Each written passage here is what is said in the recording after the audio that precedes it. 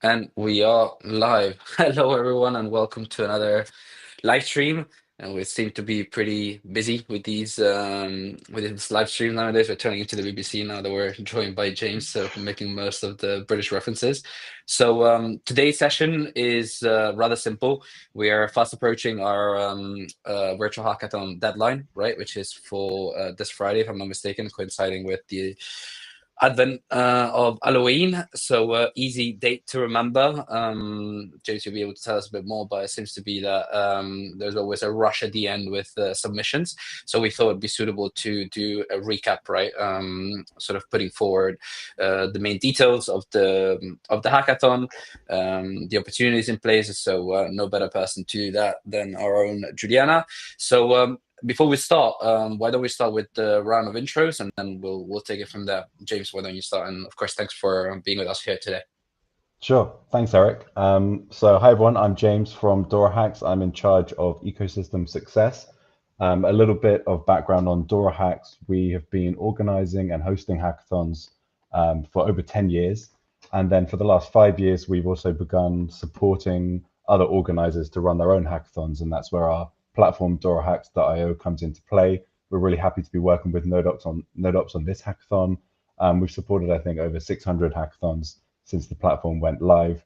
And my role is making sure that all of our partners, all the hackathon organizers, and also the hackers have the best experience and get the most out of the Dora Hacks platform. We really believe in the hacker movement as a way of working into the future, rather than just working for a company, then that's your job. You can get involved in all different kinds of ecosystems and work in a decentralized way. So really excited to be supporting this hackathon. And yeah, we'll dive into a few more of the details shortly.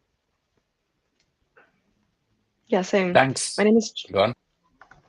My name is Juliana. I'm DevRel at NodeOps, and historically, I've always been a hacker and a developer. I actually worked and hacked on Dora Hacks before I joined NodeOps, and had such a great experience. So really excited to be working with them now, partnered and hosting our hackathon with Dora Hacks. As developer relations, I support developers. I smooth out your experience, push out educational material, and overall, I give developers the experience I wish I had. And I try to optimize that and build cool stuff. As you said, we're hackers that get to work in all different kinds of industries. And yeah. That's awesome. No better way of actually putting it. If I'm not mistaken, it's the first hackathon, or our first. It's our first hackathon, so of course the first one since you joining, and of course me joining. What would you say it's been the sentiment from developers and participating, right? And lots of questions, or was everything sort of clear? Common patterns that you've noticed in the submissions, or no, Juliana? What's the sentiment so far with the submissions? We're seeing a lot Yeah. of AI tools, a lot of AI and DeFi tools. And I think that the experience so far is pretty good. You mean sentiment in terms of like the developers? Yes, well, just the general discourse, I would say, and vibe and feeling, right? Do they like building and building on NodeOps decentralized infrastructure? And also, this is something that I wanted to ask you next, but I think the prospect of going live on our template marketplace is something innovative, right, and original that is not often provided as an opportunity for builders in hackathons. Oh yeah, as a hackathon, there's it's not a hands-on experience, as in like I push out the material and there's no feedback. I mean, we try to create that feedback for the questions and all that. So the best I can do is show the material and guide the developers to build on it. I'm not 100% sure that they fully know that they're on a marketplace. That's the thing. I mean, but I want them to know once we find some projects that are awesome, bring them into our ecosystem, and then teach them the power of deep infrastructure, because they are doing something really cool. It is really easy to get in, but do they know the full power of that they can host their application and then earn revenue on it? I'm not sure. Yeah, that's the next step.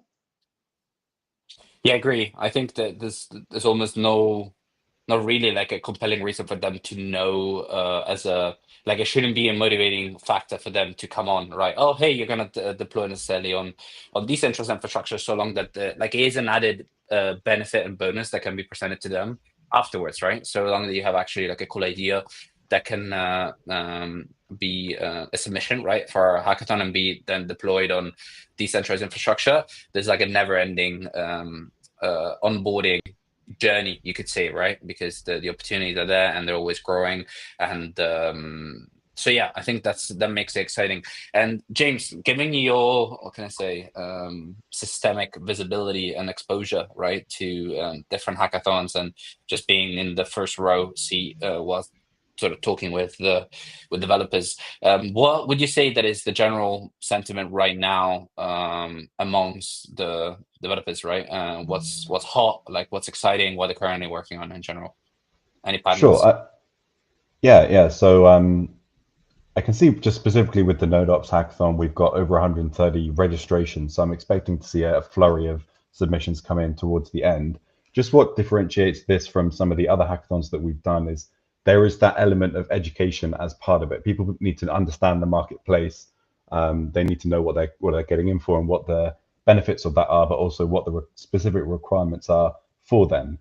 With a lot of the hackathons that we have, especially Web3 hackathons, where people already have a project that they're building and they just need to tailor it slightly to maybe a new ecosystem or just integrate with another chain or something like that. And so there's not too much to get their head around before they just go ahead and submit. For this, they do need to understand what they're doing. I don't think it's super complicated. I know Juliana's provided some fantastic video guides for that, but it does fit more into the category of hackathons where you have an educational part of it as well. It's not obvious just from looking at it if you're not aware of NodeOps what you need to do. So that's two of the things that I think have been going on so far with this hackathon. If you meant more broadly in the space, what are we seeing? Just vibe coding. Vibe coding is suddenly exploding. I mean, it's not a brand new thing, but a lot of new people getting into the space, people that maybe weren't building before are now showing interest in it. People are spinning up apps and projects that they've thought of before, but not really had the willpower or confidence to put into like a real project. So there's huge movement and momentum in the hacking space now, expanding that or lowering the barrier to entry. A lot of consumer focused applications as well, because they seem to jump out very well, very clearly to judges and to the community. People can imagine using this thing. It's not too kind of obscure. It's very obvious what it could be used for. So consumer, yeah, stable coins big in Web3 as well, and vibe coding all day long. Yeah, I would have literally bet my house that you would have said vibe coding in your answer for sure as a key term. And Jordan, we were together when we hosted we're part of the hackathon at Permissionless, right? I remember, I don't know who we were talking to. I think it was like a DEX aggregator of Soul was one of the participating groups, right, in New York. And I don't know if you remember this, but we were talking to one of the builders.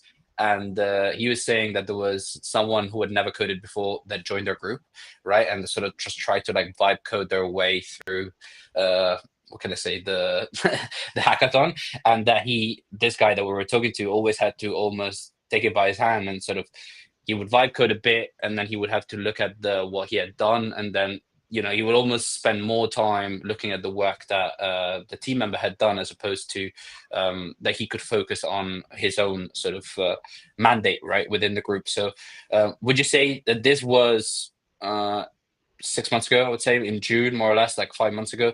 Would you say that vibe coding will stay as such, in the sense that like building in the vibe coding space will have its own sort of ramification, as opposed to like such you guys that you know how to code and so you know how to problem solve end to end? Or like where do you think we're heading? This is a question for both of you. I'm not a coder, so I'm mega interested. Okay, so the question seems to be like, is vibe coding gonna be here to stay? Is the experience gonna be the same? No, it's not. It's not gonna be the same. We are seeing like an influx of people who are non-technical learning how to use vibe coding tools and making their ideas come to life. And it's true that right now, vibe coding tools do not create applications that are production ready. But you can take an idea from 0 to 0.1 or even 0 to 1. You can get to that stage, but can you scale it up to the point where it's like, is on par with some of the products that are out there? No, not yet. But that doesn't mean it's gonna change. It's not gonna change. I think vibe coding is here to stay. We're seeing some of the largest hackathons, like for example, we have another bounty with Dora Hacks with the Amazon AWS Q hackathon, which is the largest vibe coding hackathon. You know, I don't want to take the words from your mouth, but we have a bounty with them, and it's a massive prize pool with a ton of action, and it's you see some of the biggest players in the tech game going full heads into like vibe coding. It's here to stay. It's not going. Sure. I agree with that as well. I'm cards on the table. I'm not a coder either, so that question is probably best for Juliana. I could maybe make some predictions, but I've seen a real change in the sentiment. And yeah, you mentioned the AWS hackathon. Just suddenly there's this fire under the belly of developers worldwide. I'm really liking it. Okay, awesome. And maybe Julian, this is for you, right? Just out of curiosity, and because James, you mentioned consumer facing, right? So do you think that every human is curious, right? Every human has ideas, and now given this vibe coding superpower, you could say, right? Everyone can sort of challenge their ideas, I would say, and see if they can bring it to life. Do you think that vibe coders will then their curiosity will be channeled towards putting to life more consumer facing immediate basic solutions, or iteratively they'll be able to build on that and get to a point where they might learn how to code and then and develop like an end-to-end knowledge base to put together like a full stack app, for example? Is that for me? Now, Juliana, I would say, because given her technical knowledge, and then I mean, I you can was chime in, of Yeah. course. I was gonna say, yeah, what do you do with these apps? Once you built them and you've made your idea, the next step is to put them in front of people, right? You're now forget coding, forget like, you know, when every time you have an idea, you're vibe coding and making an application live, you're now like interacting with the world a different way. You have the power of the internet that you can leverage. Now the next step is to get your app out there and then open this channel between your idea and the people who use it. That's the next step. After you vibe coded all of this, where does your app go? Where does it get hosted? How does it reach the people that you want it to reach? That's why the NodeOps marketplace is like so freaking cool, in my opinion, you know? It's where your apps can live, it can stay, you can share it, it can scale. And then from there on, it's you're I think these people who are building, who are idea makers and app makers, are going to be facing a new challenge once your app is live. It's how to market, how to, and you now become like an entrepreneur on your own rather than like a tech founder. So these are, yeah, we're out of the scope of hackathons now, but that's the next step after you build something. It's not just to win the bounty. Absolutely. And James, this is because I've noticed this as well, given sort of the angle of NodeOps sort of product suite that is all sort of build is focused. As a result, my ex algo has sort of gone in that direction as well of being exposed to, building public communities and stuff like that. So I'm sort of gauging and reading some of the trends. And now the line seems to have blurred between building and marketing, right? In the sense that because now anyone can become a builder by use build as an umbrella term, right? Doesn't necessarily mean someone who is deeply technical, just someone with an idea, and as Juliana correctly pointed out, that is able to go from 0 to 1, right? So how do you think that, because there will be an ever increasing presence of ideas out there, so as a result harder to stick out, right? And sort of amongst the rest. So how do you think that someone with an idea would be able to best present it to garner attention? Best present it.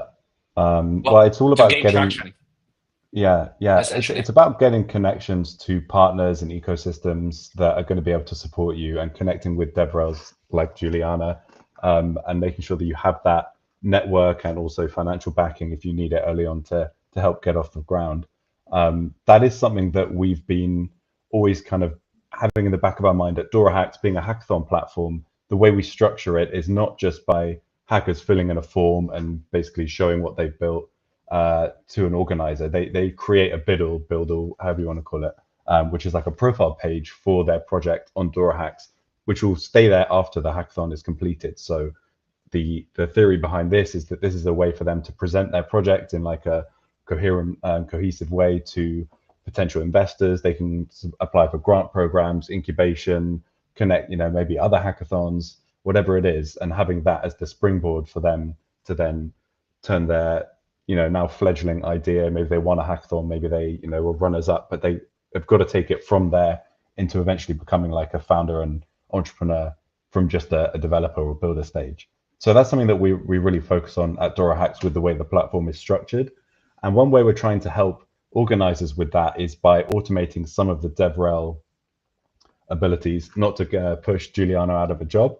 I don't think we're anywhere near that, but a way for ecosystems or organizers or incubators, accelerators, whatever it is, to be able to keep track of tens, hundreds, thousands of builders that are very early stage, maybe don't warrant in-person contact every day, otherwise they'll just have no time to do anything else. But leveraging AI to maintain those conversations and track the progress of these early stage teams and projects, maybe post hackathon, and then see which are the ones that offer real potential.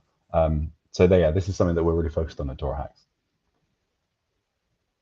That's awesome and exciting, and something that I've also noticed myself, right, in the sense that once you realize that you have tools at your disposal that you can unlock your full creativity, it's almost as if you have more ideas coming to mind, right? So you have more projects going on at the same time. So I think it's a cool time, and we'll be seeing a lot more startups, a lot more ideas, a lot more projects out there. So when it comes to the tracks available for our own amazing hackathon, right, live until Friday, remember, what are the opportunities in place right now for builders, Juliana, and also maybe the price, which I think is always a key essential detail for builders.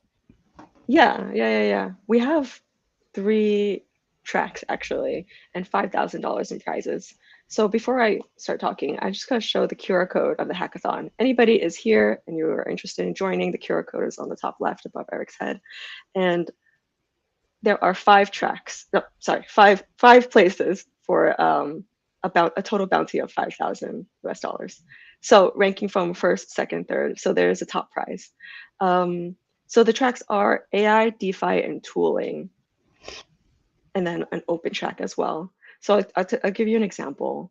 AI is anything that has to do with AI, DeFi is DeFi. Tooling would be was the catch-all between everything that is not AI and DeFi. So for that is like you leverage automation and creation tools, more creativity.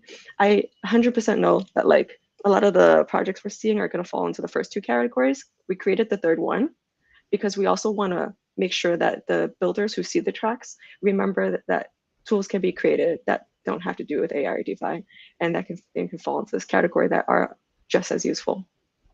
So yes, top prize is, I think, I don't have the data in front of me.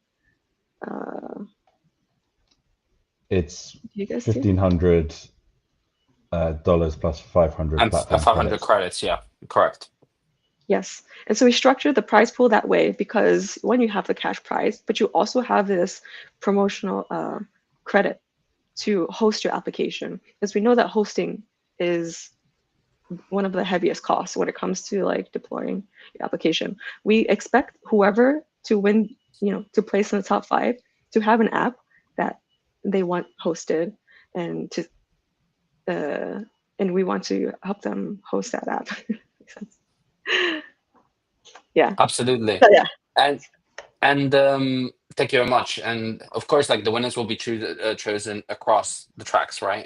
Across all the tracks, not necessarily. Then there won't be like one per track, so there won't be any restrictions. If there are 5 amazing DeFi builders, that's just how it is, right? So given that the deadline is fast approaching, amongst the submissions, have you noticed some common mistakes or pitfalls that might be this good opportunity to voice, so that some of the current builders who are evaluating and considering submitting, they won't make the same mistakes? Juliana, please. I work closely with James, so we're commonly seeing two problems with the submissions.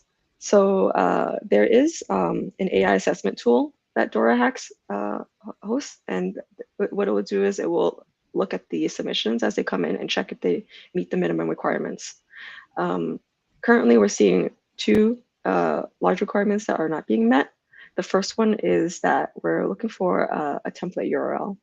A template URL is only generated on our platform, the NodeOps platform, not the DoraHacks platform. So the AI is not able to assess for that. We can only ask the AI to look for a specific URL or the shape of a URL or what it looks like it could be the URL in the submission. So we are missing, some submissions are missing that template URL. And don't worry, we do have a video on how to find that. And then the second thing is that the Docker image must be built on a specific architecture. By default, when you're building a public Docker image, it defaults to like ARM64. What NodeOps architecture is built on is AMD64. So in order to make sure your app runs on our infrastructure, it must be built like so. So we have as much catch falls as, you know, when you're submitting to DoraHacks, we have like questions where we ask to make sure that you meet the minimum requirements. But yeah, if anybody's watching this and you're looking to submit, make sure you're meeting these two minimum requirements as well as the demo video. And I think meeting these, you're top, you're good. Awesome. Thank you very much, Juliana. And James, given your, as I mentioned before, your vast experience, right, with hackathons, what makes devs prone to just submitting last minute? Like, why is that the case? And do you think that will be the case also in this instance as well? It's hard to say why. I think it ties into the evolution of hackathons as a concept. Initially, it would be all in person and it'd be over a weekend and there would be Red Bull and pizzas and no sleep. And it's just a very short period of time where people are hacking like crazy. Since we've seen it evolve into an online archetype where people can be from all around the world, it can maybe be for over a few weeks or a month or 2 months, however long. It's changed, but we still have I think people still have the same kind of logic behind it. Like at some point, I'm just going to hack like crazy and then submit my project. It's not going to be something that they're working on necessarily from the start of the hackathon to the end. If it's like a 1 month or 2 month long thing, people usually, from my experience, would still allocate a period of time to really work on their project and then submit it. And typically this will be before the deadline. I mean, depending on when they can fit it into their schedules. But if people see, okay, I've got a month to get this done, I think it's going to take me a few days to do it. I'll just make sure that last week before the submission deadline, I'm ready to really work on it. I would imagine that's probably the reason why submissions come in late. It is worth mentioning that you can submit and then edit your project after you've submitted. So for anyone that has already submitted and realized I haven't included my marketplace URL, or anything else is missing from your page, but especially that URL, you can still go to your profile on DoraHacks, open up the Biddle, edit, and then copy and paste the link in if you generated it through NodeOps. So it's absolutely fine to do that now. If you haven't submitted yet, make sure that is there on your Biddle before you submit, because then it will be immediately approved by the AI rather than us needing to look for it manually, as that is the key requirement that we give to the AI. But yeah, it is possible to edit your submission. So if you're thinking about, if you're working on your project now and you're putting your Biddle together, feel free to submit it as long as it's got that marketplace URL now, and then add extra things like a more detailed introduction, demo video, whatever it is. You can add extra information, embedded images and screenshots and videos if you want into the Biddle page itself. You can add all of that to make it look nice anytime between now and the deadline, but just get that submission in so that you don't accidentally miss it. Don't feel like you need to have everything 100% done before you actually hit submit, because you're just giving yourself extra stress. Question, can you edit your submission after the deadline?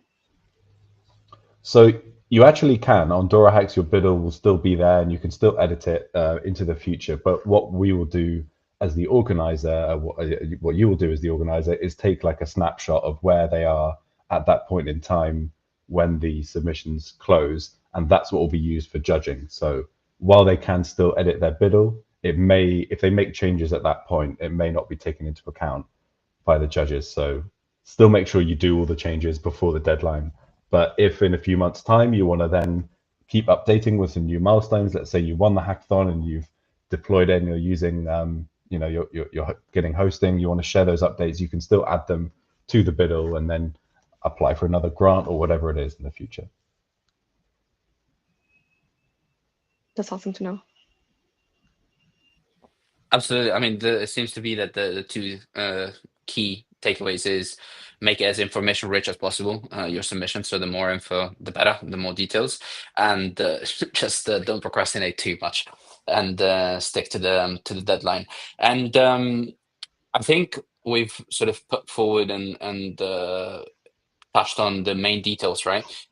Juliana, maybe this for you, and because of course, I'm biased here because I love NodeOps, and I think what's amazing about this is that it's not just like a one and done in terms of submission, right? At the beginning, you mentioned that the winners. I think that's how it works. That the winners will go live on the template marketplace. So, would you be able to touch on maybe what the opportunities might be, right, for these winners in terms of revenue share and just broader exposure and amplification through and visibility? Let's just say by being live on the template marketplace for these builders?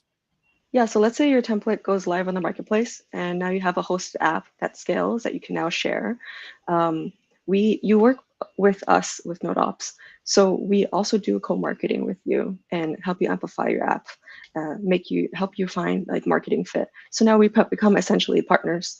By hosting on NodeOps Marketplace, there is a 20% revenue share. Every time someone deploys your app, you receive 20% of it. And so that, in addition to the hosting cost that has been decreased for you, as well as the leveraging the technology of a decentralized infrastructure, so you have constant uptime, and it gives a pathway for your application to grow.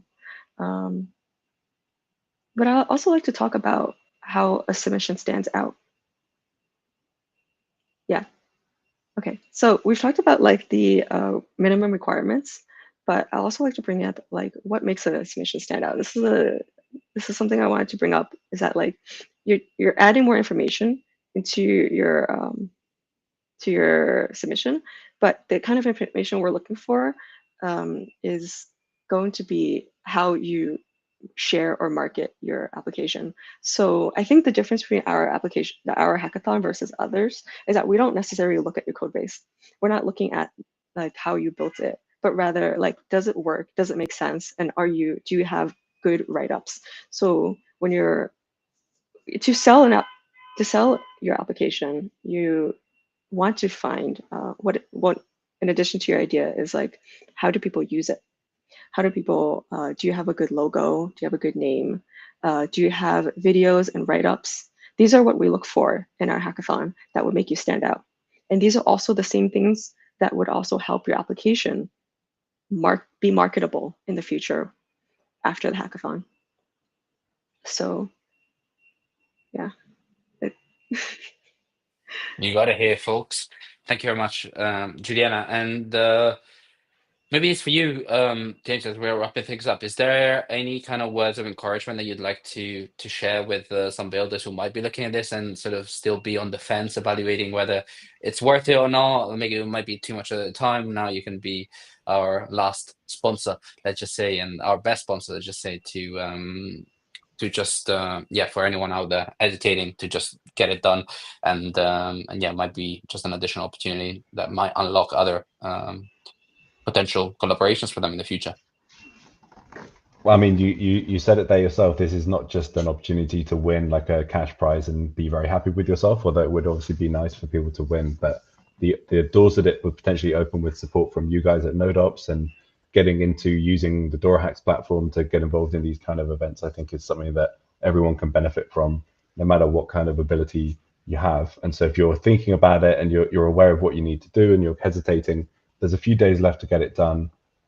We expect to see a number come in, as we said, throughout this week. So I just say definitely give it a go. You've got nothing to lose and potentially a lot to gain.